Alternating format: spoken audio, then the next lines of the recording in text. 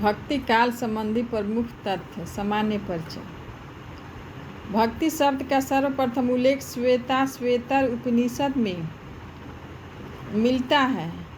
Monier Williams के अनुसार भक्ति शब्द की व्युत्पत्ति भज धातु से हुई है। भक्ति का उदय दक्षिण भारत में हुआ। भक्ति आंदोलन के उदय की पृष्ठभूमि। George Grierson, weber, Burnley Bhandarkar ईसाई का प्रभाव मानते हैं। ताराचंद्र अरबों की देन मानते हैं। आबिद हुसैन मुस्लिम संस्कृति के संपर्क का परिणाम मानते हैं। आबिद हुसैन मानते हैं मुस्लिम के संपर्क का परिणाम मानते हैं। प्रोफेसर इरफान हबीब अबड़ों की आर्थिक स्थिति में सुधार के कारण इरफान हबीब मानते हैं। डॉक्टर सतीश चंद्र मानते हैं राजपूतों की पराजय के कारण ब्राह्मणों की सत्ता के हाथ से कर्मकांडों की अल्पता, बौद्ध धर्म की क्षयग्रस्तता और सूफी संतों का प्रभाव है। आचार्य रामचंद्र शुक्ल मानते हैं मुस्लिम आक्रमणों से पराजय के कारण हताश जाति तथा सांस्कृतिक संकट के कारण भक्ति का उदय हुआ। आचार्य हजारी प्रसाद द्विवेदी के अनुसार भारतीय चिंतन धारा का स्वाभाविक विकास अगर इस्लामी आक्रमण की देन तो उद्भव उत्तर भारत में होना चाहिए था, किंतु आरंभ दक्षिण में हुआ। साथ ही भक्ति काल में हताशा एवं निराशा का भाव नहीं बल्कि उत्साह और जिज्ञासा का काव्य है। मुक्तिबोध के अनुसार ऐतिहासिक सामाजिक शक्तियों के रूप में जनता के दुख और कष्टों से हुआ।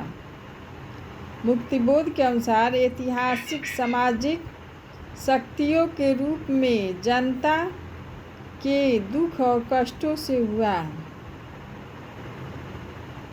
रामविलास शर्मा के अनुसार भक्ति आंदोलन एक जातीय और जनवादी आंदोलन है।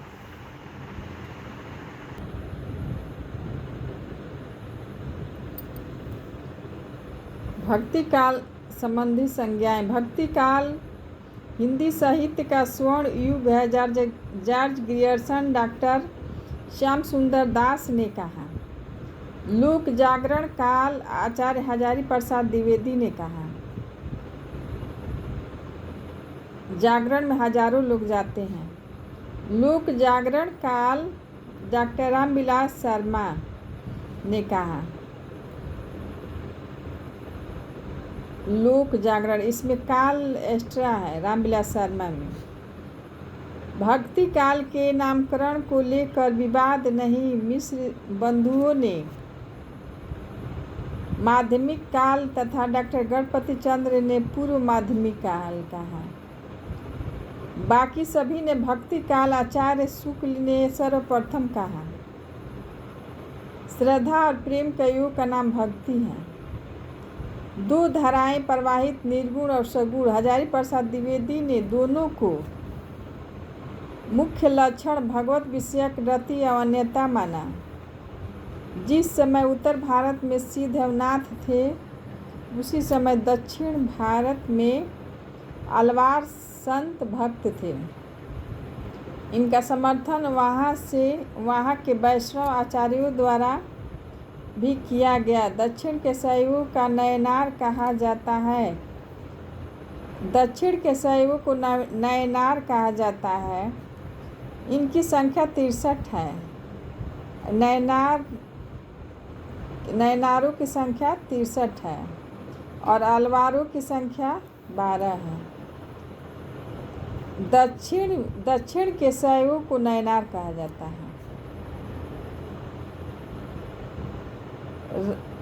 और दक्षिण के वैष्णव को अलवार कहा जाता है। रामानुज भक्ति के आदि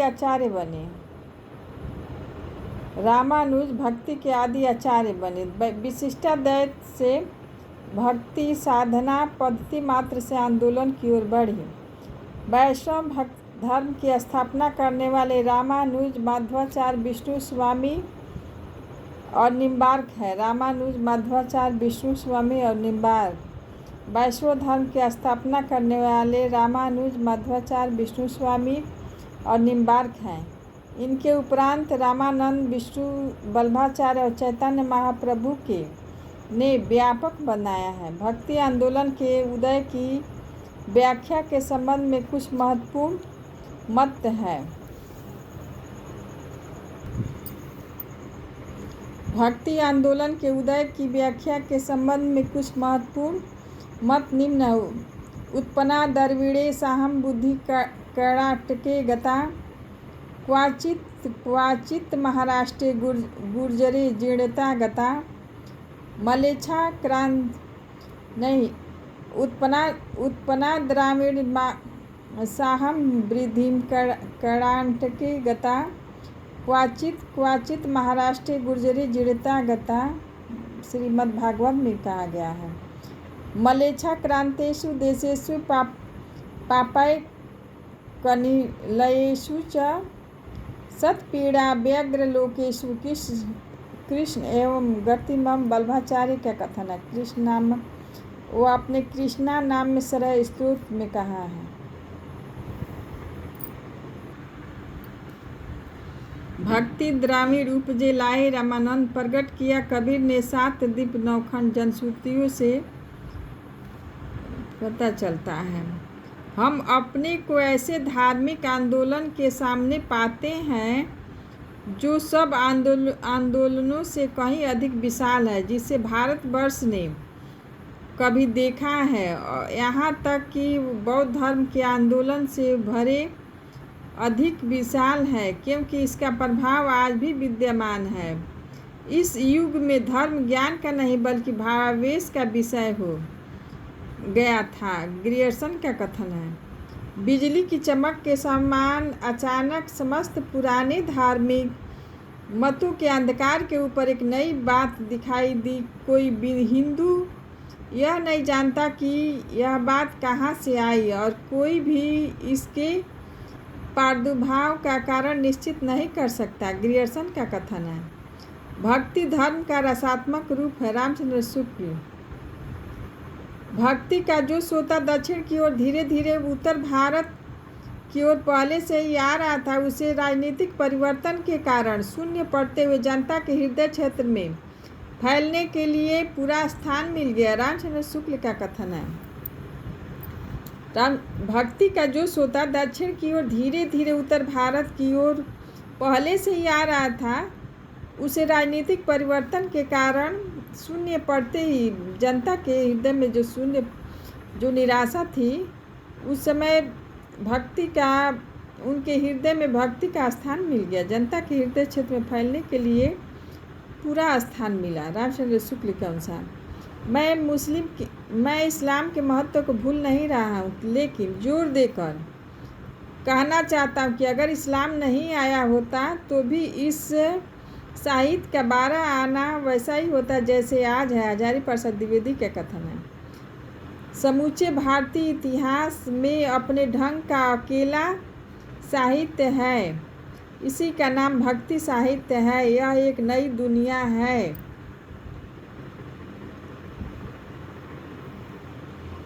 समूचे भारतीय इतिहास में अपने ढंग का अकेला साहित्य, इसी का नाम भक्ति साहित्य है। यह एक नई दुनिया है। हजारी प्रसाद द्विवेदी। भक्ति काल है, मध्यकाल नहीं। मध्यकाल सामान्यतः जकड़ी हुई मनोवृत्ति का परिचायक है।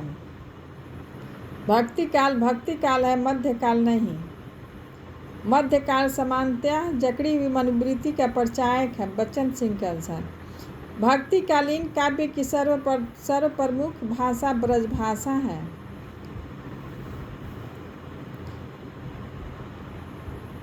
पराजय के बाद व्यक्ति या तो अपनी आध्यात्मिक श्रेष्ठता दिखाना चाहता है अथवा विलास में डूबकर पराजय को भूल जाना चाहता है।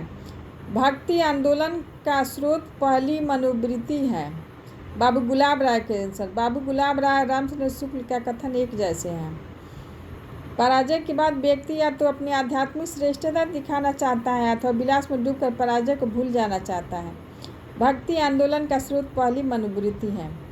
जिस युग में कबीर, जायसी, तुलसी, सूर जैसे सुप्रसिद्ध कवियों और महात्माओं की दिव्य वाणी उनके अंतःकरण से निकलकर देश के कोने कोने में फैली थी, उसे साहित्य के इतिहास में समानतः भक्ति युग कहते हैं। निश्चित ही वह हिंदी साहित्य का स्वर्ण युग है। श्याम सुंदर दास। जिस युग में कबीर, जायसी, तुलसी, सूर जैसे सुप्रसिद्ध कवियों और महात्माओं की दिव्य वाणी उनके अंतःकरण में निकलकर